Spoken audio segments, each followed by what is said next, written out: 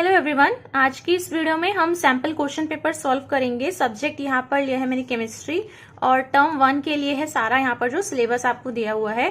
तो इसी में आपके जो मैक्सिमम मार्क्स हैं दैट इज 35 एंड 90 मिनट्स का आपका पेपर होगा। तो सैम्पल क्वेश्चन पेपर आपको इस तरीके का मिलेगा। तो क्वेश्चन पेपर आने के बाद में आपको एक OMR शीट भी दी जाएगी। उसको कैसे फिलअप करना है, कैसी शीट होगी, उसका लिंक आपको ऊपर आई बटन या फिर नीचे आप चेक कर सकते हैं, आपको डिस्क्रिप्शन बॉक्स में मिल जाएगा। तो आप उस वीडियो को भी देख सकते हैं, उसमें मैंने एक्सप्लेन किया है कि किस तरीके से आपको करना है OMR शीट को। तो यहाँ पर कुछ इंस्ट्रक्शंस लिखी हुई हैं, इन्हें आपको ध्यान से देखना है। The question paper contains 3 section. इस क्वेश्चन पेपर के अंदर 3 सेक्शन है, A, B और C। सेक्शन A में 25 क्वेश्चन है और आपको सिर्फ उसमें से 20 क्वेश्चन अटेम्प्ट करने हैं। सेक्शन B में 24 क्वेश्चन है, उसमें से सिर्फ आपको 20 क्वेश्चन ही अटेम्प्ट करने हैं। सेक्शन C के अंदर 6 क्वेश्चन है और उसमें से सिर्फ 5 करने हैं। सारे क्वेश्चंस के मार्क्स इक्वल हैं और कोई नेगेटिव मार्किंग इसमें नहीं है। तो मतलब अगर आप गलत भी कर देते हैं तो आपके उसमें नेगेटिव मार्किंग नहीं होगी। देखिए यहाँ पर है सेक्शन A। सेक्शन A में this section consist of 25 MCQs with overall choice to attempt any 20 questions. Section A के अंदर 25 क्वेश्चन है और ओवरऑल इसमें चॉइस है कि कोई से भी 20 कर सकते हो, जो आपका मन करे। In case more than desirable number of questions are attempted, मतलब अगर ऐसा आप कर देते हो कि जितने क्वेश्चंस करने के लिए कहे हैं, जैसे कि 20 कहे हैं और किसी ने जो है 22 क्वेश्चन इसमें अटेम्प्ट कर दिए, तो 20 की जगह अगर उसने 22 क्वेश्चन अटेम्प्ट किए हैं तो only first 20 will be considered for evaluation. तो जो पहले के 20 क्वेश्चन करे होंगे ना, तो सिर्फ उन्हीं के हिसाब से आपको मार्क्स जो है वो दिए जाएंगे, उन्हीं के हिसाब से आपको नंबर मिलेंगे। बाकी के जो 2 बचेंगे उनको वो नहीं देखने वाले हैं, चाहे वो ठीक हो चाहे वो गलत हो।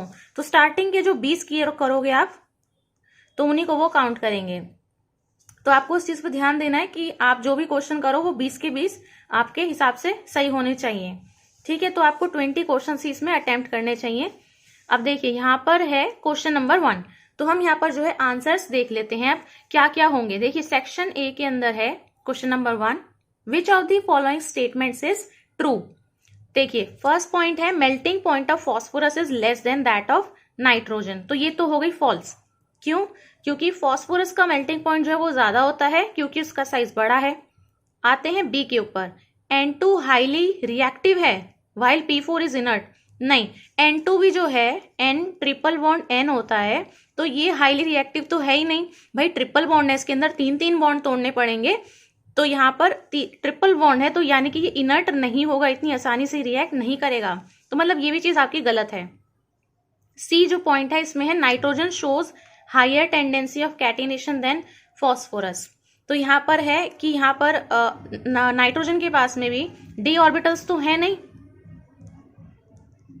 d ऑर्बिटल्स नहीं होने की वजह से ये आपकी इतने ज्यादा बॉन्ड्स फॉर्म नहीं करता है, तो इसीलिए आपका ये वाला ऑप्शन भी गलत हो जाता है। सो नाइट्रोजन अपनी कोवलेंसी को ज्यादा बढ़ा नहीं सकता है due to non availability of d orbitals. So एक ही ऑप्शन बचता है आपके पास में D, N is weaker then P, ठीक है। तो ये आपका ऑटोमेटिकली करेक्ट है आंसर। सो फर्स्ट पार्ट का जो ऑप्शन है दैट इज D, कि मतलब N जो बॉन्ड होगा आपका ये वीकर होगा देन PP बॉन्ड से। क्वेश्चन नंबर 2 में है आपका विच of the following is a non स्टोइशियोमेट्रिक defect. So non स्टोइशियोमेट्रिक defect आपको बताना है। A है फ्रेंकल डिफेक्ट। तो फ्रेंकल डिफेक्ट में जो स्मॉलर आयन होते हैं वो इंटरस्टिशियल साइट को ऑक्यूपाई कर लेते हैं, है ना। तो और इसके बाद में जो चॉटकी डिफेक्ट है, चॉटकी डिफेक्ट में इक्वल नंबर ऑफ कटायन और अनायन, जितने प्लस होंगे और जितने माइनस के होंगे उतने इक्वल नंबर ऑफ मिसिंग रहेंगे अपनी साइड से। अगला है इसमें ये देखते हैं इंटरस्टिशियल डिफेक्ट। इंटरस्टिशियल डिफेक्ट में आपका जो एटम या फिर मॉलिक्यूल होगा वो आपकी इंटरस्टिशियल साइट्स को ऑक्यूपाई कर लेता है। तो यानी कि इन वाले तीनों के अंदर ये और ये वाला जो है, इन तीनों के अंदर आपका पॉजिटिव यानी जो प्लस वाले हैं और जो नेगेटिव यानी नेगेटिव आयंस हैं, उनका अगर हम रेशियो देखते हैं तो वो सेम ही रहेगा। तो इन तीनों के अंदर आपका यहाँ पर जो स्टोइशियोमेट्री है सॉलिड के अंदर, पॉजिटिव और नेगेटिव आयंस का जो रेशियो है वो बिल्कुल भी डिस्टर्ब नहीं होता है, सब एकदम इक्वल रहता है। लेकिन जो मेटल डेफिशिएंसी डिफेक्ट है, ये जो C पॉइंट है, इसमें जो आपका अनायन होता है वो मिसिंग होता है। तो अनायन मिसिंग होता है अपने लैटिस में जो साइट है वहां से, तो वो इसलिए आ जाता है नॉन स्टोइशियोमेट्रिक डिफेक्ट के अंदर। तो इन तीनों के अंदर जो स्टोइशियोमेट्री है वो मेंटेन रहती है, ठीक है, तो इसलिए इसका आंसर हो जाता है सी। बुक के अंदर भी आप पढ़ सकते हैं non स्टोइशियोमेट्रिक defect metal deficiency defect आता है, क्योंकि जो अनायन है वो अपनी लैटिस साइड से मिसिंग रहेगा इसके अंदर। थर्ड वाला जो क्वेश्चन है इसमें है identify the law which is stated as, मतलब आपको पूरी स्टेटमेंट दे दिया है, अब आपको बताना है कि ये कौन सा लॉ है। For any solution the partial vapour pressure of each volatile component in the solution is directly proportional to its mole fraction. ये कहा था भाई रॉल्ड्स लॉ ने, ठीक है, सिंपल स्टेटमेंट है, पूरा उठा के आपका चेपा हुआ है बुक से ही। किसी भी सोल्यूशन में जो पार्शियल वेपर प्रेशर होगा किसी भी वोलेटाइल कंपोनेंट का, वो डायरेक्टली प्रोपोर्शनल होगा उसकी भाई क्या, मोल फ्रैक्शन के, ठीक है, तो साई की डायरेक्टली प्रोपोर्शनल होता है पार्शियल वेपर प्रेशर। तो ये तो रॉल्ड्स लॉ के अंदर था आपका। अगला देखिए क्वेश्चन नंबर 4 देखते हैं। Pink colour of LiCl crystals is due to, भाई LiCl में जब आपको पता है वहां पर NaCl का होता है, इसी तरीके से LiCl का पिंक कलर आता है। तो वो पिंक कलर जो है वो क्रिस्टल में किस वजह से है, क्योंकि वहां पर जो है आपने पढ़ा होगा F सेंटर बन जाता है। तो F सेंटर में आपका यहां पर होता है metal access defect, that means C part, metal access defect, जिसकी वजह से आपका LiCl का जो क्रिस्टल होगा वो पिंक कलर शो करेगा। ये वही चीज है जहां पर आपका F सेंटर बनता है, जैसे कि हमने NaCl के लिए पढ़ा था बुक में। इसके बाद में जो 5th क्वेश्चन है, which of the following isomer has the highest melting point. अब इन सब में से आपको जो है बताना है मेल्टिंग पॉइंट किसका सबसे ज्यादा होगा। 3 ऑप्शन है, चौथा है कि सबका सेम होगा। अब देखिए इसका आंसर आपका है 1, 2, 1, 3, 1, 4 सारे डाइक्लोरोबेंजीन है, मतलब बेंजीन रहेगा इस तरीके से। तो एक सील यहां है, 1, 2 का मतलब है ये वाला स्ट्रक्चर, फिर 1, 3 का मतलब है यहां से हटाकर क्लोरीन यहां है, और 1, 4 का मतलब है क्लोरीन यहां है। तो मतलब एक बार ऑर्थो है, एक बार मेटा है, एक बार पैरा है। सो ऑर्थो डाइक्लोरोबेंजीन है, मेटा है और इसी तरीके से पैरा है। तो अब आपको बताना है कि भाई ऑर्थो मेटा पैरा में से आपका मेल्टिंग पॉइंट किसका ज्यादा होता है। तो यहाँ पे आपका आंसर हो जाएगा पैरा का, ठीक है, क्योंकि पैरा जो है वो आपका बेटर फिट होता है, सिमेट्री जो है इसकी इसी तरीके से होती है, पूरी इस तरीके से होती है। तो इसको हम बोलते हैं कि ये बहुत ज्यादा सिमेट्रिक है ऑर्थो और मेटा के मुकाबले। तो पैरा आइसोमर जो होते हैं हमारे इस तरीके से ये ज्यादा सिमेट्रिक होते हैं, इस वजह से ये बेटर फिट हो जाते हैं हमारे क्रिस्टल लैटिस के अंदर, तो इसीलिए इनका मेल्टिंग पॉइंट जो है वो हाई रहता है। तो इसका आंसर हो गया सी। सो 5th का आंसर भी सी है और 4th का भी सी है। Which of the following reactions is not explained by the open chain structure of glucose. So यहाँ पे आपको बताना है कौन सी रिएक्शन जो है वो नहीं है, तो एक नहीं होगी इनमें से, वो आपको यहाँ पर बता देना है। तो ये हो जाएगा आपका existence of alpha and beta forms of glucose. ये वाली चीज जो है ये ग्लूकोज के ओपन स्ट्रक्चर से एक्सप्लेन नहीं की गई है। बाकी ये वाली रिएक्शन आपने पढ़ी होगी, ये वाली रिएक्शन भी है और ये वाली रिएक्शन भी बुक के अंदर दी हुई है, सिर्फ ये वाला आपका पॉइंट है। तो ये आपका आंसर है 6 का डी। डायरेक्टली बुक में से ये सारी चीजें कुछ भी इधर उधर से घुमा फिरा के नहीं पूछा हुआ है। Williamson synthesis of preparing dimethyl ether is an, भाई विलियमसन सिंथेसिस जो है ऑफ प्रिपेयरिंग डाइमिथाइल ईथर बनाना है, ठीक है। तो ROR, तो यहाँ पे आपका हो जाएगा RBr। तो क्योंकि ROR हमें ये चाहिए तो CH3Br ले लेते हैं और इसी में आपका ये अल्कोक्साइड हो जाएगा, CH3O माइनस Na+ होगा, सॉल्वेंट उसी का होता है CH3OH हो जाएगा। तो यहाँ पे आपको मिलेगा CH3O CH3, that is ROR ether, R and R plus का आपका Na और यहाँ से ये Br जुड़ गया, तो आपका ये बन जाएगा। तो ये वाली जो रिएक्शन है ये आपकी हो जाती है SN2 टाइप ऑफ रिएक्शन। तो ये SN2 रिएक्शन है। यहाँ का जो अल्कोक्साइड आयन है ये अटैक करेगा इस प्राइमरी अल्काइल हैलाइड पे, जो कि यहाँ पे मिथाइल ब्रोमाइड है। ये एकदम सिंगल स्टेप में इसके ऊपर अटैक करेगा और ये ईथर बना देगा। तो ये अटैक करता है SN2 टाइप ऑफ रिएक्शन से, तो इसीलिए सिंगल स्टेप है, ये इस पे अटैक करेगा तो यहां से बॉन्ड बन के सीधा इसमें बॉन्ड बन जाएगा। तो ये पूरी सिंगल स्टेप रिएक्शन है, तो SN2 टाइप ऑफ रिएक्शन हो गई।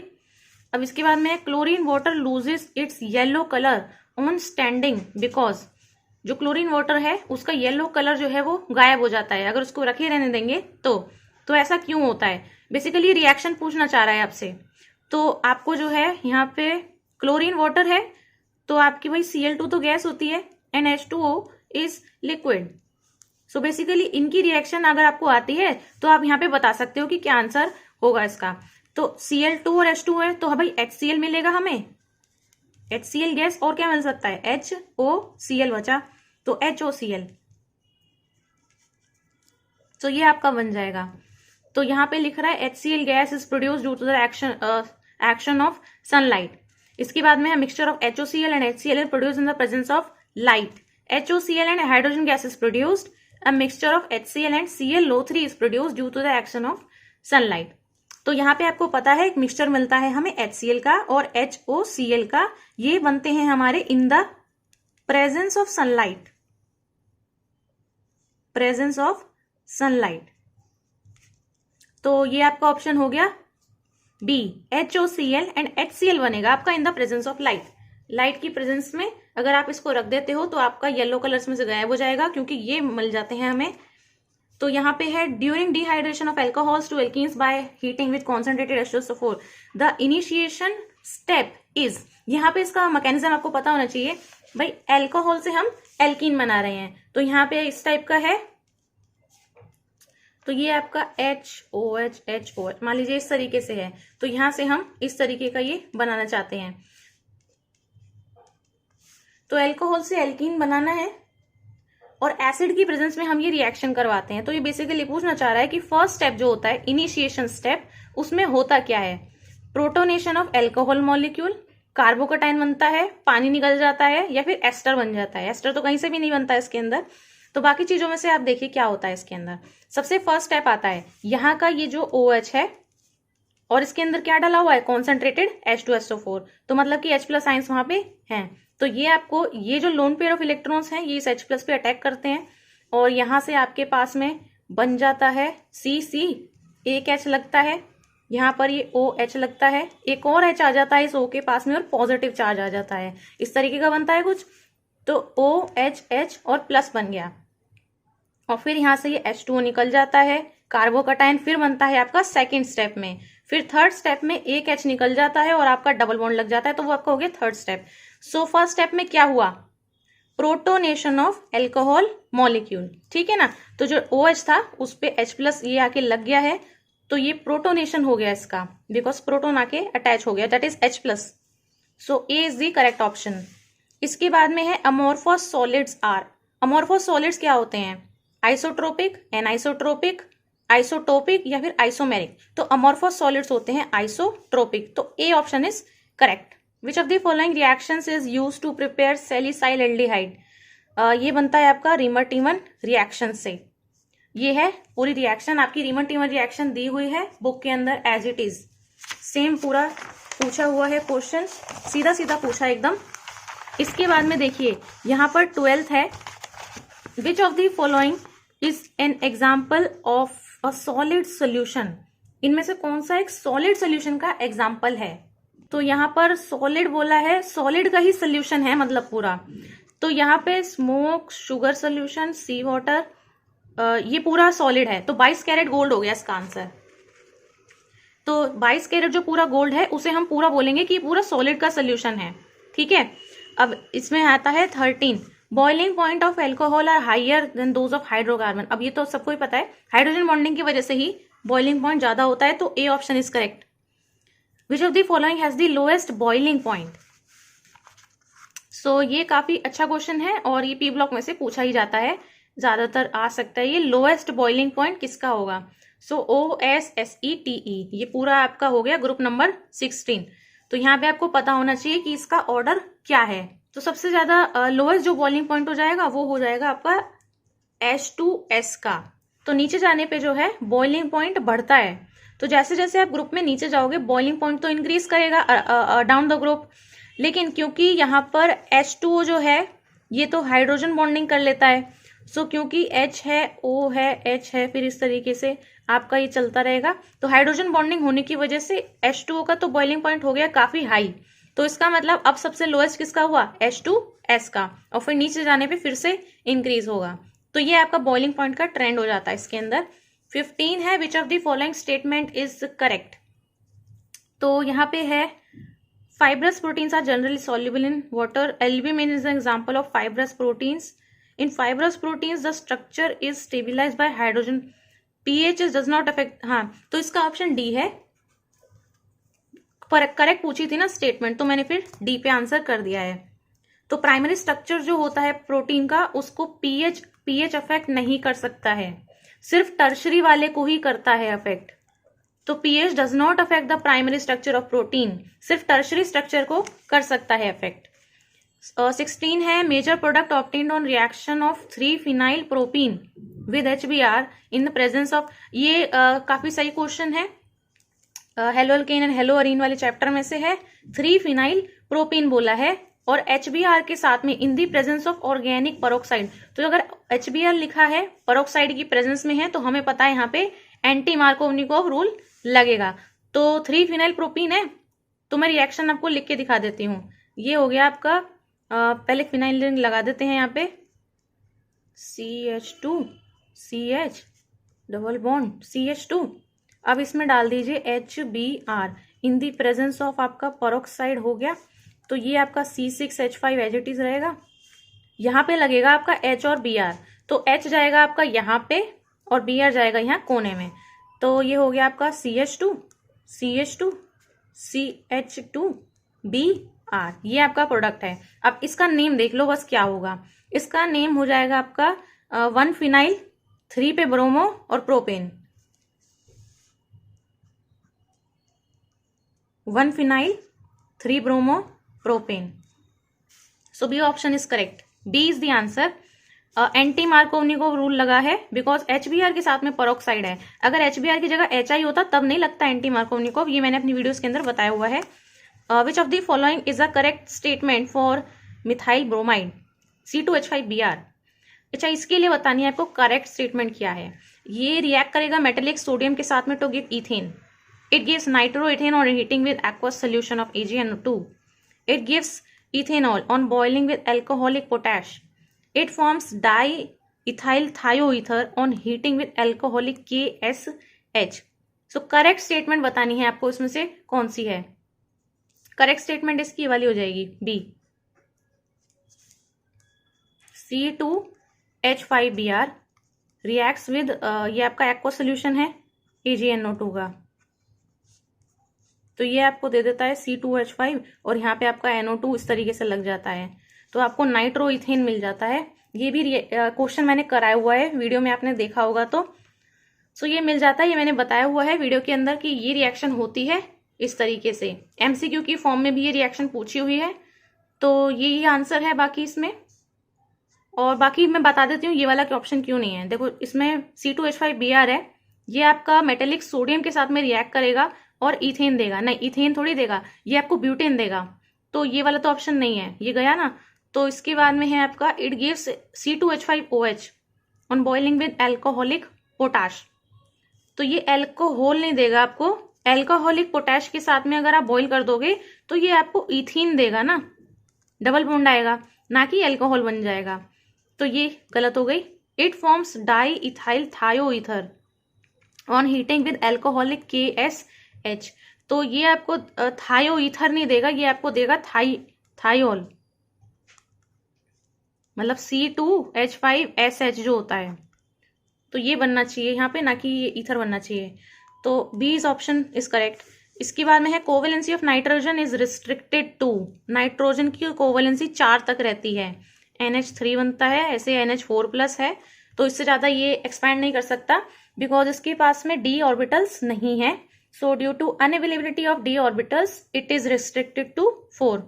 Solubility of gases in liquid decreases with rise because तो ये वाला आपका काफी अच्छा क्वेश्चन है। इसमें हो जाएगा कि आपकी एक्सोथर्मिक है और रिवर्सिबल है। गैसेस की सॉल्युबिलिटी लिक्विड में डिक्रीज कर जाती है, मतलब कम हो जाएगी अगर हम टेम्परेचर को बढ़ा देते हैं। बिकॉज डिसोल्यूशन जो है वो कैसी प्रोसेस है, एक तो एक्सोथर्मिक है और क्या है, रिवर्सिबल प्रोसेस है। ये आप देख सकते हो according to Le Chatelier's principle कि सॉल्युबिलिटी जो गैस की है वो डिक्रीज करती है जब हम टेम्परेचर को इंक्रीज कर देते हैं। तो ये आपके आंसर हो गए 19 तक। इसके बाद में देखिए 20, all elements of group 15 show allotropy. सारे एलिमेंट जो है ग्रुप 15 के वो एलोट्रोपी शो करते हैं, एक्सेप्ट किस, कौन सा शो नहीं करता है, ये वाला शो नहीं करता है, सबसे ऊपर वाला, मतलब nitrogen does not show allotropy. क्यों नहीं शो करता है भाई? नाइट्रोजन का एक तो स्मॉल साइज है, इलेक्ट्रोनेगेटिव है, N bond is quite weak. तो एन बॉन्ड वीक है तो एलोट्रोपी शो कहां से करेगा ये? Which of the following is a polysaccharide? इनमें से कौन सा पॉलीसेक्राइड है? ग्लाइकोजन है। स्ट्रेट फॉरवर्ड क्वेश्चंस हैं, कुछ घुमा फिरा के कुछ भी नहीं पूछा हुआ है। Substance having the lowest boiling point, boiling point की बात की है तो सबसे कम बॉइलिंग पॉइंट किसका होगा इनमें से? Hydrogen, oxygen, nitrogen, helium. Correct option is helium. Helium जो है ये आपका एक तो मोनो एटॉमिक गैस है, अपने में ही स्टेबल है हीलियम जो है, ठीक है। इसके बाद में इसका लो एटॉमिक मास होता है तो इसीलिए इसका लोएस्ट बॉइलिंग पॉइंट है। तो ये नोबल गैस है इसीलिए ये आंसर हो गई। Lower molecular mass alcohols are, मतलब वो एल्कोहल जिनका मॉलिक्यूलर मास काफी लो है, दे आर मिसिबल। तो मतलब किसमें मिसिबल है या फिर किसमें नहीं है? पानी में मिसिबल होंगे, limited amount, excess of water, in water या in all proportion. So they will be immiscible in water in all proportions. यहाँ पे क्या होता है कि जो आपका वाटर है ये आपका हाइड्रोजन बॉन्डिंग कर सकता है, तो पानी चाहे कितने भी प्रोपोर्शन में हो और लो मॉलिक्यूलर मास एल्कोहल जो होंगे वो उसमें सॉल्युबल होंगे ही होंगे। तो जो ये है ये एल्कोहल पानी का चाहे कितना भी प्रोपोर्शन हो ये इसके साथ में हाइड्रोजन बॉन्डिंग तो कर ही सकता है। So they will be miscible in water in any proportion. So इसीलिए ये वाला ऑप्शन मैंने इसमें टिक किया है। सो इसका आंसर है आपका C, maximum oxidation state exhibited by chlorine. Chlorine तो आपका +7 तक दिखा देता है। तो क्लोरीन जो है ये आपका हो गया 1s2 2s2 2p6 3s2 3p5, तो 3s2 3p5 है। तो अगर आप देखोगे तो आपका ये हो गया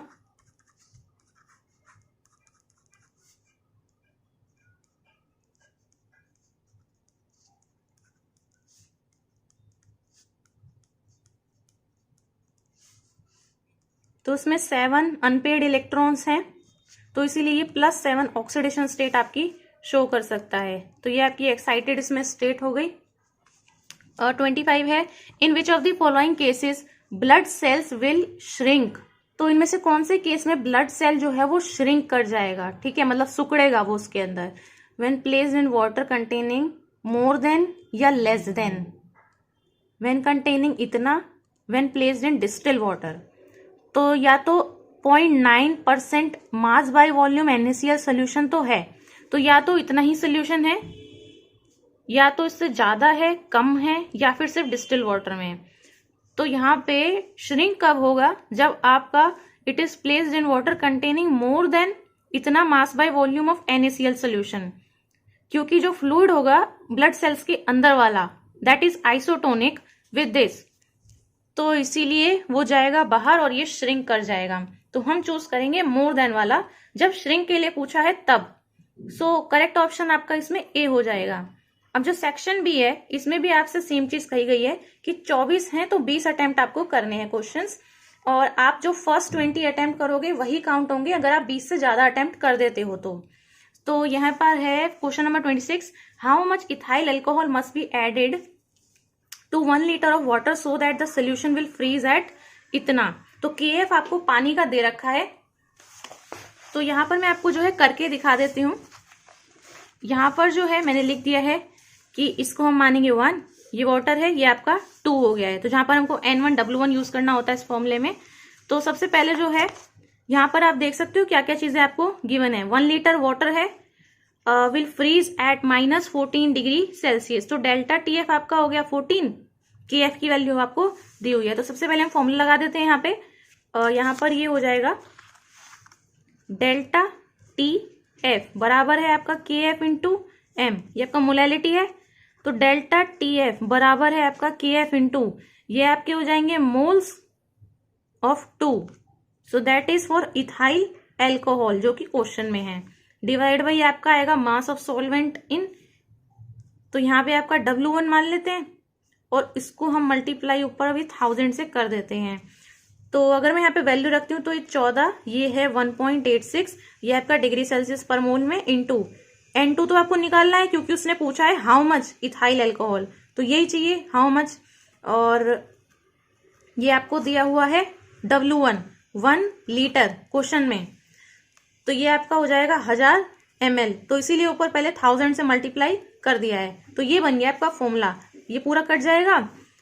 ये आप डिवाइड करो, सिर्फ N2 की वैल्यू फिर 7.5 के आसपास आएगी, तो 7.5 मोल। तो ऐसे करके आपका आंसर आएगा। ठीक है, फॉर्मूला यूज करा है मैंने इसके अंदर और कुछ नहीं करा है। अब जो नेक्स्ट है ये है 27, which reagents are required for 1 step conversion of chlorobenzene to toluene. Chlorobenzene से मुझे क्या बनाना है, टाउलिन बनाना है, यानी बेंजीन के ऊपर आना चाहिए आपका CH3। तो मेरे को यहाँ पे रिएजेंट क्या यूज करने हैं, तो Cl है और CH3 बनाना है। तो यहाँ पे आप डाल दो इनमें से आपको देखना है कि आपको क्या डालना चाहिए। तो अगर आप RX डालोगे ड्राई ईथर में तो आपको RR मिल जाएगा और NaX अलग निकल जाएगा, मतलब यही आंसर है। तो बी ऑप्शन कर दो टिक।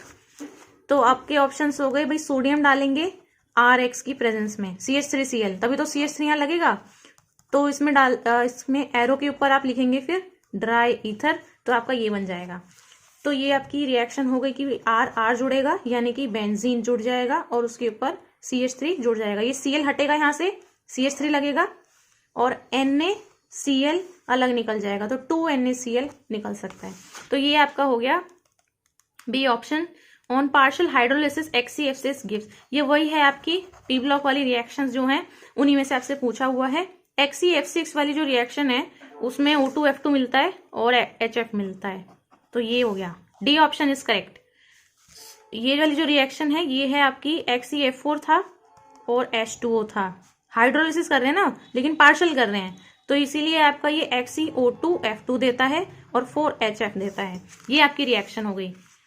विच one of the following statement is correct about sucrose, sucrose के लिए कौन सी स्टेटमेंट करेक्ट है, मतलब बाकी सारी जो है वो गलत हैं, रॉन्ग स्टेटमेंट्स हैं, इनकरेक्ट हैं। सो इसमें जो है it undergoes inversion in the configuration on hydrolysis, so C है, हाइड्रोलिसिस करने पे इन्वर्जन ऑफ कॉन्फिगरेशन हो जाता है। सो ये वाली ऑप्शन जो है ये आपका सही है, करेक्ट है। इट कैन रिड्यूस टॉलरेंस, ये सारी आपकी गलत स्टेटमेंट्स हो गई, ये वाली करेक्ट है, ये दिखते ही पता लग रहा है। So correct statement is it undergoes inversion configuration of hydrolysis. ये सब चीज आपकी बुक के अंदर लिखी हुई है। ये सुक्रोज के लिए था। Phenol does not undergo nucleophilic substitution reaction easily due to, phenol आसानी से न्यूक्लियोफिलिक सब्स्टिट्यूशन रिएक्शन नहीं देता है। क्यों नहीं देता है, क्योंकि पार्शियल डबल बॉन्ड करेक्टर है C और OH में, फिनॉल की बात कर रहे हैं तो यहाँ C है यहाँ OH है, तो यहाँ पर पार्शियल डबल बॉन्ड करेक्टर होने की वजह से न्यूक्लियोफिलिक सब्स्टिट्यूशन रिएक्शन आसानी से नहीं हो पाएगी, तो बी ऑप्शन इज करेक्ट। अगला है यहाँ पर which of the following has highest ionisation enthalpy, nitrogen, phosphorus, oxygen और सल्फर में से सबसे ज्यादा हाईएस्ट तो नाइट्रोजन की हो जाएगी। क्यों हो जाएगी, क्योंकि हाफ फील्ड है इसकी, P की इस तरीके से होती है, तो एक पूरी हाफ फील्ड है। और आयनाइजेशन एंथैल्पी की बात कर रहा है तो मतलब N का जो है स्मॉल साइज है और हाफ फील्ड है, तो यही दो रीजन है बस आपके इसकी हाई आयनाइजेशन एंथैल्पी के। ग्रुप में सबसे टॉप पे है। Metal M ions form ACCP structure. Oxide ions occupy half of octahedral and 1/2 of tetrahedral voids. What is the formula of the oxide? Formula बताना है। अच्छा, तो जो मेटल है, मेटल M आयन जो है वो फॉर्म करते हैं आपका CCP structure, form a CCP। ए अलग है, CCP अलग है, फॉर्म CCP स्ट्रक्चर। तो हम बोल देते हैं कि मेटल आयंस जो हैं लेट कर लेते हैं, let M metal ions be X। तो जितने मेटल आयंस हैं उनको हमने X नंबर मान लिया, X number of metal ions हैं, ये मैंने मान लिया है। और अब बोला है आपसे tetrahedral octahedral void, so number of octahedral void और नंबर ऑफ टेट्राहेड्रल वॉइड मान लेते हैं। So number of tetrahedral voids ये आपके हो जाएंगे 2x, x पूरा इसको कैपिटल ही बना लो क्योंकि यहाँ हम कैपिटल ले रहे हैं। सेम चीज आपको लिखनी है, नंबर ऑफ ऑक्टाहेड्रल कितने हो जाएंगे, ऑक्टाहेड्रल वॉइड हो जाएंगे आपके इसी के इक्वल, यानी कि x के ही बराबर। टेट्राहेड्रल डबल होते हैं लेकिन ऑक्टाहेड्रल आपके उतने ही होते हैं वॉइड्स। सो यहाँ पे आपको बताना है number of oxide ions will be कितने हो जाएंगे 1/2 ऑफ x, मतलब ऑक्टाहेड्रल वॉइड, ठीक है, प्लस 1/2 ऑफ 2x। सो ये आपको बराबर हो जाएगा किसके, ये आपका हो गया 3/2x के। So that means formula of oxide is equals to MxO 3/2 और ये आपका हो गया x, मतलब जो भी मेटल है दैट इज 2, ऑक्सीजन इज 3, क्योंकि ये इधर क्रॉस मल्टीप्लाई हो जाता है इस तरीके से, तो ये 2 इधर जाता है और ये 3 हो जाता है, तो ये ऐसे करके हमारे पास में फॉर्मूला आता है। तो मैंने क्या किया है, मेटल को M मान लिया, ऑक्टाहेड्रल डबल है और टेट्राहेड्रल डबल है, ऑक्टाहेड्रल आपके उतने ही रहते हैं। सो ऑक्साइड आयंस आपके वही हो गए जो आपको क्वेश्चन में दिए हैं, half of this half of this, कितना हो गया 3/2x आ गया। तो फॉर्मूला लिख दो 3/2x, ये हमने किसके निकाले हैं, ऑक्साइड के, तो ऑक्सीजन के साथ में लिखेंगे 3/2x, मेटल को माना था x तो मेटल के साथ में लिख देंगे x, तो ये 2 जो है नीचे वाला ही जाएगा इधर क्रॉस मल्टीप्लाई में, ऊपर फॉर्मूला बन गया।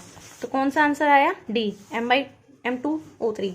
नेक्स्ट देखिए, the reaction of टाउलिन with Cl2 in the presence of, ये क्वेश्चन भी काफी सही है, ये क्वेश्चन मैंने लिखा हुआ था वीडियो के लिए भी। So in the presence of FeCl3 reaction of toluene in the presence of FeCl3 while that of toluene with Cl2 in the presence of light, मतलब सिंपल रिएक्शन FeCl3 Cl2 के साथ में टाउलिन की तो आपको X देगी, और अगर ये लाइट की प्रेजेंस में करते हैं तो आपको कुछ और मिलेगा। तो ये मिलेगा आपको फर्स्ट वाली में, तो हमें पता है ऑर्थो पैरा का मिक्सचर मिल जाता है जिसमें से पैरा मेजर है ये माइनर है, तो ऑर्थो पैरा दोनों मिलते हैं। अगर हम रिएक्शन करते हैं टाउलिन की with Cl2 in the presence of anhydrous FeCl3, तो आपका जो ये Cl है ये एक ऑर्थो पे लगेगा और ये वाला जो Cl है यहाँ पर CH3 ये एक पैरा पे लगेगा, तो ये आपके हो गए। तो X पता चल गया हमें, ऑर्थो पैरा क्लोरोटाउलिन। अब बताना है कि लाइट होगी तो फिर मेरे को कुछ और मिलेगा, तो वो क्या मिलेगा मैं बता देती हूँ। यहाँ पर आपका बन जाएगा, प्रोडक्ट डायरेक्टली बता रही हूँ मैं, CCl3 मिल जाएगा, तो ट्राइक्लोरोमिथाइल बेंजीन। सो बेसिकली होता क्या, ये CH3 है, एक H हटेगा Cl आ जाएगा, तो CH2Cl बन गया। फिर अगर हम एक्सेस ऑफ Cl2 ले लेते हैं यहाँ पे लाइट की प्रेजेंस में, तो ये वाला H हटेगा Cl2 बन जाएंगे, और लास्ट में ये वाला Cl हटेगा और Cl3 बन जाएंगे। तो आपका बेसिकली फाइनल आंसर CCl3 बन जाएगा, यानी कि ये, तो C ऑप्शन इज करेक्ट। ये रिएक्शंस हैं, आप पढ़ सकते हैं, जिन्होंने पढ़ा होगा उनको तुरंत यहाँ पर याद आ गई होगी चीज। तो ये 33 क्वेश्चन हो गया है। नेक्स्ट देखिए, ozone is a an dash molecule and a 2O bond length, bond length क्या है और किस तरीके का है, तो ये तो हमें पता है, ये एंगुलर है, और जो इसकी बॉन्ड लेंथ है वो तो है 128 और 128, क्योंकि क्या है सेम है, रेजोनेंस होता है ना उनमें इस तरीके से। तो यहाँ पे ऑक्सीजन एटम है, यहाँ पे एक O बॉन्ड है, यहाँ पे एक O बॉन्ड है, तो इस तरीके से रेजोनेंस होता है, तो इक्विवेलेंट ही रहता है। बस आपको ये आइडिया होना चाहिए कि कितनी थी, 128.3 या फिर कितनी थी। तो ये आपका ऑप्शन गया क्योंकि डिफरेंट है, ये आपका ऑप्शन गया क्योंकि डिफरेंट है, ये आपका ऑप्शन सही है और ये वाला ऑप्शन आपका सही है। अब आपको ये देखना है कि लीनियर है या फिर एंगुलर है, तो हमें पता है इनका जो स्ट्रक्चर है ये एंगुलर होता है, तो यानी कि डी ऑप्शन इज करेक्ट। तो भले ही अगर आपने इसमें बॉन्ड लेंथ याद नहीं करी है तब भी आपको सही आंसर पता लग गया। वाटर रिटेंशन और puffiness due to high salt intake occurs due to, किसकी वजह से होता है, ऑस्मोसिस की वजह से ही होता है। 36 in the following reaction identify A and B, C6H12O6 मतलब ग्लूकोज है, एसिटिक एनहाइड्राइड डालेंगे तो ए मिलेगा, और कॉन्सेंट्रेटेड नाइट्रिक एसिड डालेंगे तो ये बी इधर लिखा है, बी मिलेगा। तो बताना है कि ए और बी क्या है। तो मैं आपको यहाँ पे रिएक्शन ही बता देती हूँ। ये है आपका ग्लूकोज, तो CHOH, यहाँ पे आपका ऑक्सीडाइज कार्बन CHO CH2OH, ये आपका ग्लूकोज हो गया भाई। इसमें आप डालोगे अगर HNO3, यहाँ पर मैं थोड़ा जल्दी जल्दी लिख रही हूँ, तो ये आपका सेम रहेगा CHOH होल 4। यहाँ पर आपका क्या बन जाएगा, CHO का COOH, और ये आपका COOH। तो HNO3 डालोगे तो ये दोनों COOH में बदल देता है, इसको हम सैक्रिक एसिड बोल देते हैं। ठीक है, तो ये फॉर्मूला पता लग गया, यही आपका बी है HNO3 वाला, तो कॉन्सेंट्रेटेड नाइट्रिक एसिड। अब ए के लिए पूछा है, ए क्या मिलेगा, तो फिर से लिखते हैं, ग्लूकोज था होल 4, यहाँ पर आपका CH2OH CHO। अब इसमें हमने डाला है एसिटिक एनहाइड्राइड। एसिटिक एनहाइड्राइड क्या है, CH3CH। ये हम डालेंगे इसमें 5 मोल्स। ये आपका दे देगा यहाँ पर CH और OH है, तो ये आपका हो जाएगा CHO CO CH3 होल 4। ये तो आपका सेम ही रहेगा, देखिए CHO, और नीचे आपका क्या था, CH2OH, this will be converted to CH2O और CO CH3। तो एसिटिक एनहाइड्राइड आपका यहाँ भी लग जाएगा, तो OCO CH3 बन गया, यहाँ भी OCO CH3 बन गया। इसका नाम होता है ग्लूकोज पेंटा एसीटेट, और एक्स्ट्रा भी प्रोडक्ट मिलता है, उसकी जरूरत तो नहीं है। 5 मोल्स आपको मिल जाएगा एसिटिक एसिड का। तो अब देखिए जो आपको दिए हैं ऑप्शन, उनमें से कौन सा आंसर है।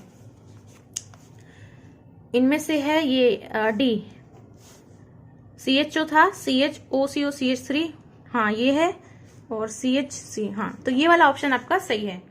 ठीक है ना। In the lake test for aluminium 3+ ions there is a formation of coloured floating lake, it is due to, किसकी वजह से बनता है, ये आपका है absorption of litmus by AlOH whole thrice. Unit cell of NaCl has 4 formula units. Edge length दी हुई है, डेंसिटी बतानी है, इफ मोलर मास NaCl का दे रखा है, तो मैं फॉर्मूला यही लिख के दिखा दूं। तो फॉर्मूला आपका डेंसिटी Z इंटू M बराबर A³ इंटू Na, ये है। तो डेंसिटी निकालनी है, ये पता है, सारी चीजें आपको पता है। Z की वैल्यू आपको दी हुई है, 4 फॉर्मूला यूनिट बोला है ना, तो ये multiplied by M, that is 58.5 units भी आप चाहे तो रख सकते हैं। बाकी हमें तो यहाँ पर अभी आंसर देखना है कितना आएगा, यूनिट सबकी सेम दी हुई है ना। तो यहाँ पर है आपका A³ कितना है, 0.50 नैनोमीटर है, तो 0.50 नैनोमीटर में है। अगर आप इसे मीटर में करना चाहोगे तो ये आपका हो जाएगा 0.50 इंटू 10⁻⁹ मीटर। मल्टीप्लाई कर देते हैं 10⁻⁹ से, तो मीटर में आ जाता है। तो यहाँ पे आप देखोगे ना, तो ये आपको दिया हुआ है सेंटीमीटर में, तो यानी कि इसको हम कन्वर्ट कर लेते हैं सेंटीमीटर, तो हो गया 0.50 टू 10⁻⁷ सेंटीमीटर। तो लिख दो यहाँ पे 0.5 इंटू 10⁻⁷ सेंटीमीटर में मल्टीप्लाइड बाई एवोगैड्रोस नंबर 6.02 तो आपके पास में सॉल्व करने के बाद में आंसर आएगा। एक सेकंड में आपको यहाँ पे करके बता देती हूँ। तो यहाँ पर है आपका 4 मल्टीप्लाइड बाई 58.5 है, तो 234 आ रहा है। और क्या है आपका 6.022 इंटू 10⁻23 3 पॉइंट समथिंग आएगा, तो 3 पॉइंट आप सी पे टिक लगा सकते हो फिर। सो यहाँ पे जो है मैंने देखा है करके, तो इतना आंसर आना चाहिए। इसके बाद में है which one of the following are correctly arranged on the basis of the property indicated.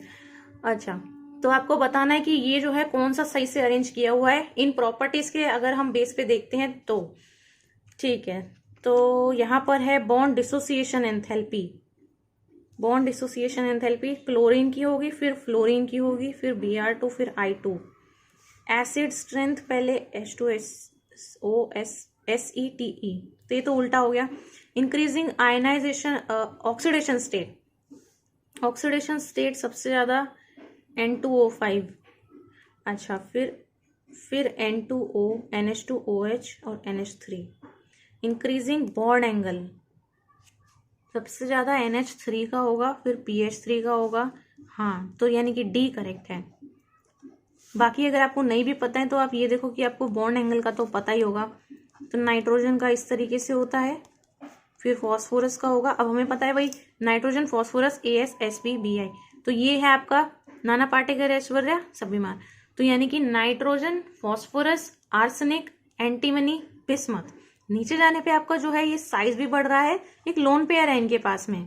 तो ये वाला जो है आपका करेक्ट ऑर्डर है। अगर हम इस वाले पे देखते हैं, इंक्रीजिंग बॉन्ड डिसोसिएशन एंथैल्पी, तो ये वाला जो ऑर्डर है ये सही नहीं है। करेक्ट ऑर्डर होना चाहिए, पहले क्लोरीन आना चाहिए, फिर आना चाहिए ब्रोमीन, फिर फ्लोरीन, फिर आयोडीन। और यहाँ पर एसिड स्ट्रेंथ में भी आपका ये वाला ऑर्डर सही नहीं है। पहले आएगा आपका सबसे ज्यादा जो एसिडिक हो जाएगा वो सबसे नीचे वाला होता है, यानी टेलेरियम वाला होगा। तो H2TE इधर आना चाहिए, फिर सेलेनियम आना चाहिए, फिर सल्फर और ऑक्सीजन आना चाहिए। तो ये वाला गलत है। और ऑक्सीडेशन स्टेट की बात करते हैं तो ऑक्सीडेशन स्टेट अगर आप यहाँ पे देखोगे NH3 में हो गई -3, N2O के अंदर हो गई आपकी +1, NH2OH के अंदर हो गई आपकी -1 और इसमें हो गई आपकी प्लस की 5। तो इधर जाने पे क्या बढ़ रही है? नहीं, ये गलत दे रखा है आपको। सो ये इसलिए गलत हो गया है।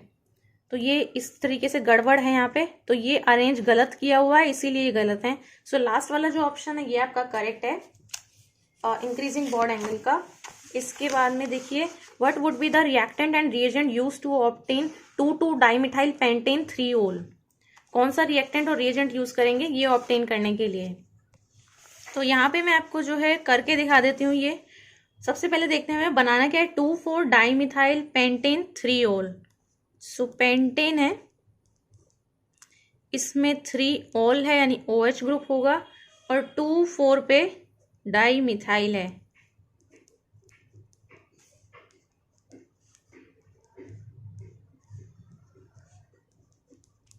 सो हमें ये बनाना होगा इसमें। तो हम क्या इसमें रिएक्टेंट और रिएजेंट यूज करें कि हमारे पास में ये चीज बन के आ जाए? तो यहाँ पे OH आएगा, जब यहाँ पर मेरे पास में आएगा OMgBr या फिर OMgI इस तरीके से। So then we will do hydrolysis, तो यहाँ पे आ जाएगा OH। तो यानी ये वाला जो पोर्शन है ये मेरा पूरा सेम ही रहेगा इस तरीके से। तो हमें देखना होगा जो हमें ऑप्शंस दे रखे हैं ना, इसी में से हमें देखना होगा कि कौन सी चीज से हम ये बना पाएंगे। तो यहाँ पर मुझे चाहिए 2 पे मिथाइल चाहिए, ये प्रोपेनल चाहिए मुझे, और क्या चाहिए यहाँ से ये होगा आइसोप्रोपाइल। हाँ, तो यानी कि इन दोनों को अगर मैं लूं तो ये मेरा बन सकता है 2 मिथाइल प्रोपेनल और आइसोप्रोपाइल मैग्नीशियम आयोडाइड। मैं आपको स्ट्रक्चर के साथ में दिखा देती हूँ, तब आपको यहाँ पे समझ में आ जाएगा। अगर मैं ये इस वाले स्ट्रक्चर को बनाना है तो उसके हिसाब से मैं यहाँ पर अगर लूंगी 2 मिथाइल प्रोपेनल, 2 पे मिथाइल, मतलब यही वाला सेम स्ट्रक्चर जो आगे का ये पोर्शन है, और ये आपका बन गया CHO ऐसे। और दूसरा है आपका आगे वाले पोर्शन के लिए CH3 होल ट्वाइस, ये आपका CH और मैग्नीशियम आयोडाइड, जो ऑप्शन दिया है उसके हिसाब से। सो ये आपका CH होल ट्वाइस, ये आपका CH3, ठीक है। ये वाला जो पोर्शन है ये वाला आपका आ गया इधर आगे वाले से, और ये वाला पोर्शन आपका आ गया इधर वाले से। ये आपका हो गया O और MgI। अगर ये रिएक्ट करता है मेरे पास में तो ये मेरे को देगा यहाँ से CH3 CH, ये आपका हो गया भाई CH एज इट इज, यहाँ पर आपका CH3 रहेगा ही, ये आपका CH3 रहेगा ही। ये डबल बॉन्ड O जो है ये आपका बन जाएगा OMgI, और ये वाला जो CH3 होल ट्वाइस है ये आपका आके लगेगा इधर CH3 होल ट्वाइस, ठीक है। क्योंकि ये डबल बॉन्ड था ना, तो ये डबल बॉन्ड हट गया, ये OMgI बना, और ये वाला जो बॉन्ड है ये एक बॉन्ड लग गया यहाँ पे नीचे। तो ये जो पूरा R ग्रुप है ये पहुंच गया इस कार्बन के पास में, वही लगता है जहाँ पे आपका ये गया होता है। और फिर इसमें अगर हम H2O डाल देंगे तो आ गई ना मेरे पास में यही वाली चीज, ठीक है। तो बस ये Mg हट के ये आपका H आना है, तो वही चीज बन गई आपकी। सो प्रोडक्ट देख के आप पता लगा सकते हो, प्रोडक्ट आप लिखोगे तो आपको पता लगेगा कि ये पोर्शन मेरा आगे वाला हिस्सा इस ऑप्शन में से किससे मैच कर रहा है और ये पीछे वाला हिस्सा जो है ये कैसे आ सकता है। तो जिससे मैच कर रहा हो आपको उसी से आइडिया लग जाएगा यहाँ पे। ठीक है, तो यहाँ पे मेरे को दिख रहा था 2 पे मिथाइल है, इस तरीके से है, तो यहाँ पे 3 मिथाइल वाला ऑप्शन तो गया, तो 2 मिथाइल हम लेंगे। तो 2 मिथाइल प्रोपेनोन नहीं, प्रोपेनल लिया। और आइसोप्रोपाइल यहाँ पर है, सो आइसोप्रोपाइल मैग्नीशियम आयोडाइड लिया। तो देख सकते हो आप बन गया मेरा। सो ऐसे करके मैंने ये चेक कर लिया, तो इसमें ऑप्शन आपका डी करेक्ट हो गया। इसके बाद में अगला है ortho hydroxy benzyl alcohol when reacted with PCl3 gives the product as IUPAC name. IUPAC name बताना है आपको। सो ऑर्थो हाइड्रोक्सी बेंजाइल अल्कोहल बोल रहा है, मतलब कि आपका जो है ये हो जाएगा CH2 बेंजाइल अल्कोहल और ऑर्थो पे हाइड्रोक्सी तो OH। इसमें आप रिएक्शन कर रहे हो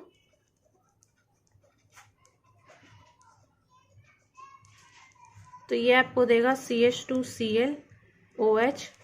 इसका नाम आपका हो जाएगा two chloromethyl phenol. So B option is correct. तो क्योंकि आपसे आयुपेक नेम के अकॉर्डिंग पूछा है तो आपको ये ही आंसर बताना होगा। ठीक है ना, आयुपेक नेम आपको ध्यान देना, आयुपेक नेम से पूछा है उसने, तो इसीलिए ऑप्शन बी करेक्ट है। Which of the following statements is true. अच्छा, अमोनिया के लिए लिखी हुई है काफी सारी स्टेटमेंट्स, तो स्ट्रॉन्गेस्ट तो है नहीं। ये ammonia is the weakest reducing agent and strong base, हाँ, तो option A is correct. Weak reducing agent है और सबसे स्ट्रॉन्ग बेस है भाई ग्रुप 15 के हाइड्राइड्स में। ग्रुप 15 के जो हाइड्राइड्स हैं मतलब NH3 PH ऐसे करके ये इंक्रीज करता है डाउन द ग्रुप, क्योंकि जो बॉन्ड एसोसिएशन एंथैल्पी है वो आपकी कम होती है, तो इसीलिए हाइड्राइड्स का ये जो रिड्यूसिंग करेक्टर बढ़ेगा नीचे जाने पे। सो इसीलिए ये आपका वीकेस्ट रिड्यूसिंग एजेंट है क्योंकि सबसे टॉप पे है। सही है, आपकी बुक में है सब चीज। Identify the secondary alcohols from the following set. Secondary alcohol बताना है कौन सा इसमें से है, तो इसमें से आपका ये फर्स्ट वाला तो है, और कौन सा है आपका इसमें फोर्थ, बस। सो आपका आंसर है इसमें फर्स्ट एंड फोर्थ, मतलब ये ऑप्शन इज करेक्ट। ये देखो ये वाला कार्बन जो है 2 कार्बन से जुड़ रही है, सेकेंडरी, ये प्राइमरी, ये वाला टर्शरी है और ये वाला आपका सेकेंडरी है, तो फर्स्ट वाला आंसर है और फोर्थ वाला सही है आंसर।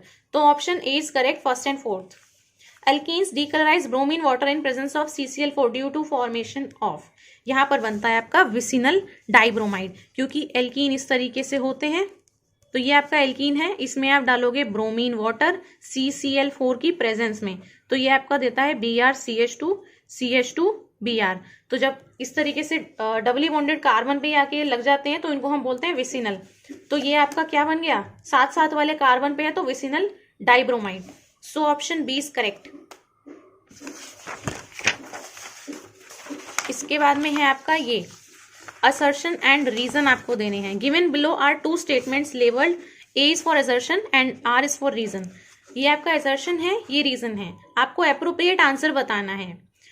ठीक है, तो सब में इसी तरीके का दिया हुआ है। सबसे देखिए ए जो है, इलेक्ट्रॉन गेन एंथैल्पी ऑक्सीजन की लेस देन है फ्लोरीन से, लेकिन नाइट्रोजन से ज्यादा है, तो क्या ये चीज सही है या फिर गलत है।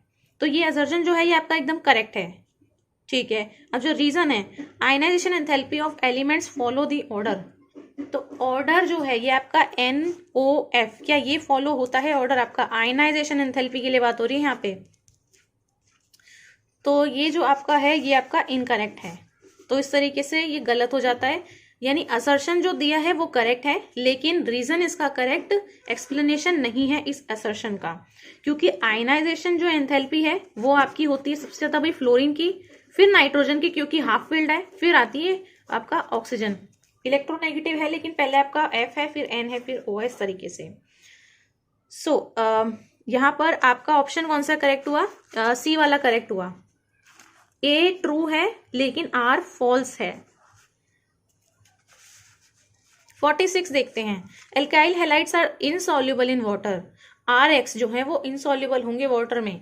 Alkyl halides have halogen attach to sp3 hybrid carbon. इनमें से क्या सही है और क्या गलत है? तो ये बिल्कुल ठीक है कि RX यानी एल्काइल हैलाइड जो होते हैं वो इनसॉल्युबल रहते हैं पानी में, इसके बाद में रीजनिंग कहा गया है, रीजनिंग भी इसका बिल्कुल ठीक है। एल्काइल हैलाइड्स में जो हेलोजन होता है वो sp3 हाइब्रिड कार्बन से अटैच होता है, so they are insoluble in water because they are unable to form hydrogen bonds with water. ठीक है, या फिर पहले से जो हाइड्रोजन बॉन्ड होते हैं उनको तोड़ने में असक्षम रहते हैं। तो यहाँ पर आपका option B is correct. A and R are true, लेकिन आर जो है ये इस ए का एक्सप्लेनेशन नहीं है। दोनों बात ठीक है, ये भी ठीक बोला है इसने, ये भी ठीक बोला है, लेकिन जो ये बी वाली बात, ये जो आर वाली बात जो बोल रहा है ये इसका एक्सप्लेनेशन नहीं है। सो इसीलिए बी ऑप्शन पर मैंने यहाँ पर टिक किया है। अगला देखिए 47, असर्शन कह रहा है SO2 is reducing while TiO2 is an oxidising agent. बिल्कुल करेक्ट है, यहाँ पर ये बिल्कुल ठीक कह रहा है, SO2 इज रिड्यूसिंग है और TiO2 जो है वो ऑक्सीडाइजिंग एजेंट है। बुक के अंदर ये दिए हुई है चीज। रिड्यूसिंग प्रॉपर्टी डाइऑक्साइड की डिक्रीज करेगी SO2 से TiO2 तक।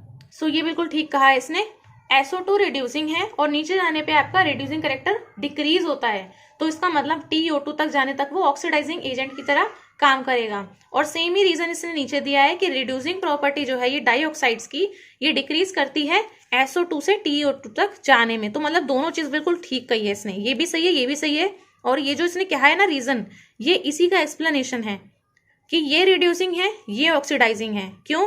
क्योंकि ऊपर से नीचे जाने पर डाइऑक्साइड की जो रिड्यूसिंग प्रॉपर्टी है वो घटती है, डिक्रीज होती है। So option A is correct. कहाँ गया? ये रहा, ऑप्शन ए इज करेक्ट। अच्छा, ये वाला हमारा रह गया है, molarity of a solution changes with temperature. Correct, molarity जो है वो डिपेंड है टेम्परेचर पे, तो चेंज होगी। Molarity is a colligative property, no it is incorrect. So molarity जो है ये आपका कॉन्सेंट्रेशन को एक्सप्रेस करता है, ये कोई फिजिकल प्रॉपर्टी नहीं है। So it is not a colligative property.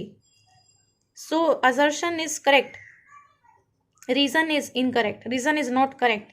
सो इसमें हम करेंगे कि ए जो है ये ट्रू है, लेकिन आर रीजन जो है ये फॉल्स है।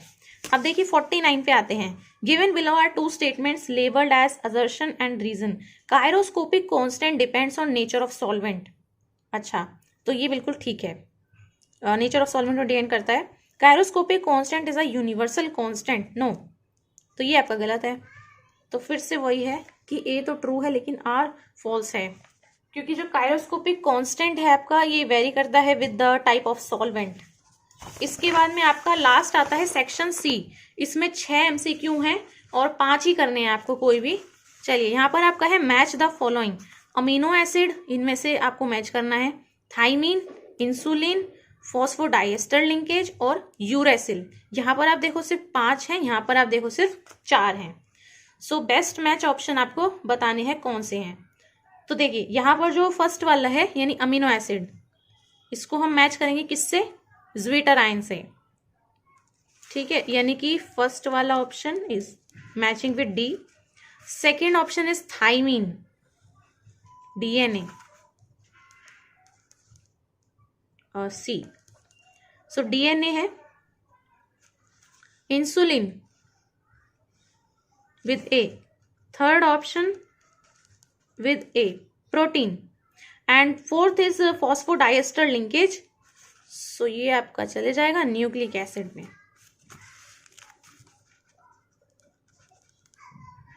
बी। अच्छा, ये ऑप्शन अब किससे मैच हो रहे हैं? DCAB, DCAB, ये बी वाला ऑप्शन आपका करेक्ट है। ठीक है, बेस्ट मैच ऑप्शन मैंने बता दिए हैं। अच्छा, मैं बता देती हूँ इसमें मैंने कैसे मैच किया है। अमीनो एसिड जो है वो प्रोटीन फॉर्म करते हैं और एग्जिस्ट करते हैं एज ज़्विटराइंस, ठीक है ना, तो इसलिए ये मैच हो गया। ये जो थाइमीन था ये आपका एक नाइट्रोजनस बेस होता है DNA में। अब इंसुलिन जो है ये आपका प्रोटीन है, तो ये प्रोटीन से मैच हो गया। और फॉस्फोडाइएस्टर लिंकेज जो है ये आपकी न्यूक्लिक एसिड में हम देखते हैं, तो इसलिए मैंने इस तरीके से इसमें मैच किया है। अगला जो है ये आपका 51 है।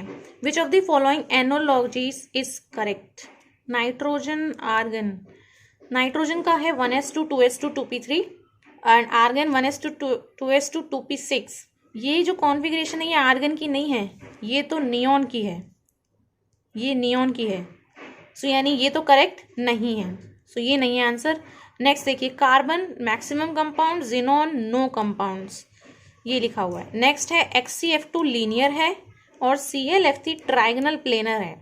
ClF3 जो है वो टी शेप का होता है, ना कि ट्राइगोनल प्लेनर होता है, तो ये भी नहीं है। और दिया हुआ है helium meteorological observations, argon metallurgical observations. Yes, this is correct. तो ये आपका सही है बिल्कुल। ये वाला भी गलत है क्योंकि ज़ेनॉन के तो कंपाउंड है हमारे चैप्टर के अंदर। So this is the option D. ये 3 गलत, ये लास्ट वाला ठीक है। Complete the following analogy. Same molecular formula but different structure. Same molecular formula but different structure. A non superimposable mirror images. अच्छा, A is isomer, B is enantiomer. A is enantiomer, B is racemic mixture. A stereoisomer, retention isomer या stereoisomer, ये आपको बताना है। Same molecular formula but different structure है तो उसको हम क्या कहते हैं। और non superimposable mirror images को हम क्या कहते हैं, इनैंशियोमर कहते हैं। और सेम मॉलिक्यूलर फॉर्मूला होता है लेकिन स्ट्रक्चर डिफरेंट होता है तो हम उन्हें क्या कहते हैं, आइसोमर्स हैं। सही है ना। तो ये इसका आपका ऑप्शन ए करेक्ट है। इसके बाद में देखिए आपको ये पैसेज रीड करना है और आंसर देने हैं आपको। तो ये पैसेज जो है आप रीड कर सकते हैं।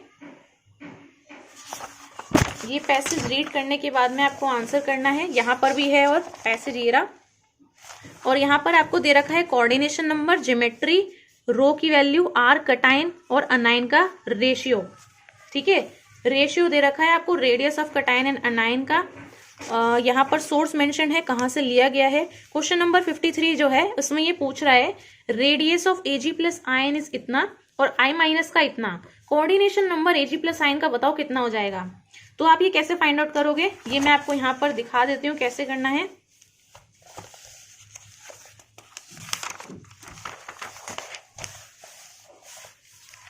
सो यहाँ पर लिख लेते हैं सबसे पहले Ag प्लस का कितना दे रखा है 126 पिकोमीटर में, और कितना है I माइनस का दे रखा है 216 ppm में, पिकोमीटर में, pm ओके, पिकोमीटर में दे रखा है। Coordination number Ag plus ion का बताना है आपको।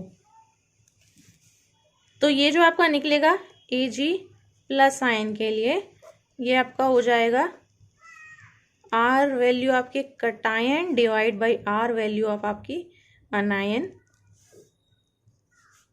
कटायन का आपको दिया हुआ है 126 और अनायन का 216। अगर आप इसको डिवाइड कर देते हो, डिवाइड में यहाँ पर आपको करके दिखा देती हूँ।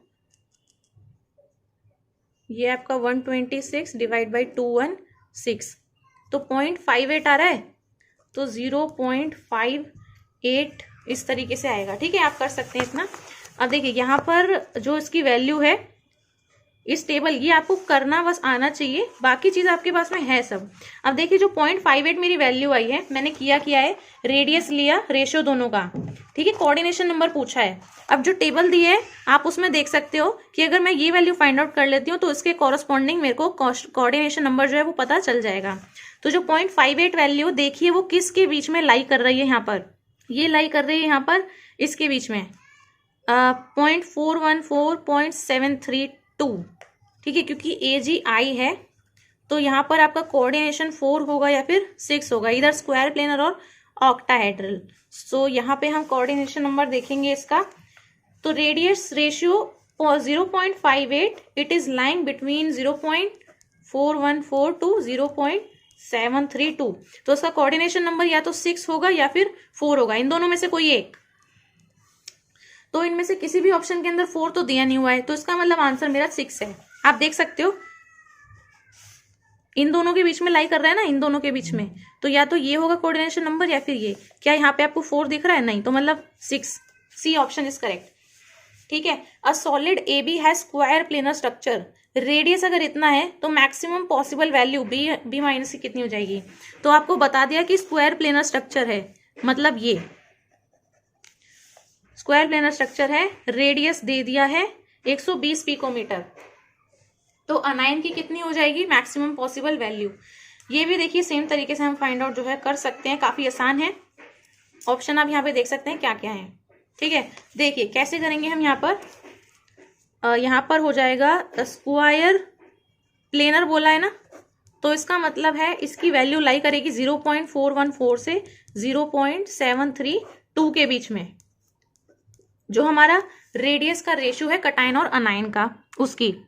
इसके बाद में हम देख लेते हैं कि radius of cation is given, कितनी दी है, 120 पिकोमीटर। सो अनायन की जो रेंज है वो इसी के बीच में आनी चाहिए। Writing the formula R of cation, R of anion. तो यहाँ पर जो हमारी इस रेशियो की वैल्यू है ये या तो इसके इक्वल होगी या तो इसके इक्वल होगी, किसी की भी इक्वल हो सकती है। तो आर की वैल्यू हमें कटायन की तो पता ही है, तो हम रख सकते हैं कि 120 डिवाइड बाई, हमें आर ऑफ अनायन नहीं पता, इसको एक्स मान लेते हैं, ये इक्वल है 0.414 के। और एक बार आप लिख सकते हो कि 120 बाई एक्स जो है ये आपका इक्वल है 0.732 के। यहाँ से एक्स निकाल सकते हैं आप, एक्स की वैल्यू यहाँ से निकाल देते हैं। 120 आपका है डिवाइड बाई 0.414, सो यहाँ पे आपके पास में आ रहा है 289, मतलब 290 हो गया अप्रोक्सीमेटली। और ये वाला है आपका 164, तो मतलब 290 पिकोमीटर या फिर 164 पिकोमीटर। इन दोनों में से अगर जो भी ऑप्शन आपको दिया हुआ होगा वो आपका आंसर है, ये रहा 290। इसके बाद में है a good fit is considered to be the one where the cation can touch. एक गुड फिट मतलब अच्छी तरीके से फिट हम किसको कहेंगे, where the cation can touch, जहां पर कटायन जो है वो टच कर सके अपने सारे नेबर अनायंस को, अपने मैक्सिमम मतलब मोस्ट मतलब ज्यादातर सारे अनायंस को जो उसके नेबर में है, some of its nearest neighbour anions, कुछ को या फिर किसी को भी नहीं। तो इसका आंसर है जहां पर वो अपने आस पड़ोस के जो अनायंस हैं उनमें वो सबको टच कर पाए, उसको हम एक गुड फिट बोलते हैं। सो ये आपके थे क्वेश्चंस, 55 क्वेश्चंस थे इसके अंदर। तो मैंने आपको सबके आंसर जो है बता दिए हैं क्या क्या हैं। सो मुझे उम्मीद है ये वीडियो आपको काफी हेल्पफुल लगी होगी। अगर ये वीडियो आपको अच्छी लगी हो तो इस वीडियो को आप जरूर से लाइक कर दें, अपने फ्रेंड्स के साथ में इस वीडियो को शेयर कर दें, और ऐसी ही और अच्छी और इन्फॉर्मेटिव वीडियोस देखने के लिए मेरे इस चैनल को सब्सक्राइब करना बिल्कुल ना भूलें। Thank you.